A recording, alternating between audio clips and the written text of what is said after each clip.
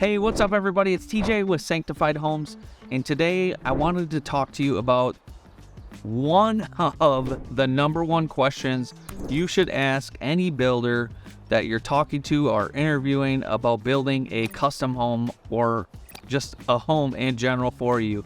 And that is, what are the 4 control layers? Unfortunately, like in a lot of industries, you can get your contractor's license honestly in a weekend. So you could pull a permit, you could say you can build a house, but do you actually know and understand what it takes to build a home? So there's 4 control layers, and I'm going to go through them in the order of importance. So the first one's going to be your water control layer. So obviously if we have bulk water coming into your house, we have a huge problem. So how do we control that water and then make sure that if water does somehow get in behind, it has the ability to dry out? Now, our houses obviously don't get any water in behind our bulk control layer, and you'll see that in some of our future videos. The second control layer that we're going to talk about is air. So air is very important because we want to control the air coming in and out of our house. So obviously in the summer, my house, we have the windows open, especially on a day like today. But think about winter or when it's 90 degrees out, or if you have really bad allergies this time of year, it would be nice to control the air coming in and out of your house, and we do need to do that. Now, in the 80s or early 90s, when they talked about tight homes, and a lot of the builders you meet today say homes need to breathe, it's actually not true. And it's not true because they didn't understand how to assemble a wall to allow water that got inside of that wall to dry out.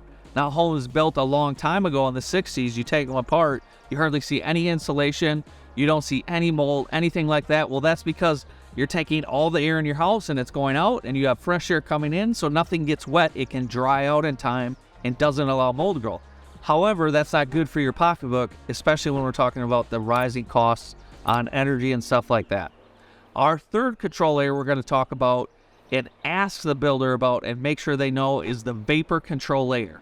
This is where they got it wrong when they first started talking about building homes tighter. So what happened was, is they were putting a vapor control layer on the outside of the wall, and they were putting a vapor control layer on the inside, and then any moisture that got inside of your wall was trapped in there, and we had tremendous mold issues, huge problems with it, and really unsafe and unhealthy homes. So you have to understand how the vapor control layer works, where does that go, and then also, more importantly, how do we have it so that if some water somehow got in behind there, it's able to dry out so you don't have a mold factory growing inside of your walls. And a pro tip for you, before you put any wallpaper on your wall, that could become a vapor control layer. So if you have a vapor control layer on the outside of your house, and then you put wallpaper on here, certain types of wallpaper, that will trap moisture inside of your wall. We've actually seen it on some homes, so it's things you have to think about and know when you're talking to your builder.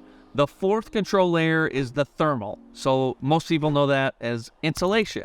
So how do we insulate your house? And first of all, you need to have all 4 of these layers around the entire house. That means under the slab as well. So we need insulation under the slab, we need a vapor control under the slab, we need a bulk water control under the slab, and then you can talk about coming up the walls and doing the roof as well. So when you meet any builder, I want you to ask, what are the 4 control layers? We're going to do more videos on the job sites detailing and showing exactly what those layers are and how we put them together.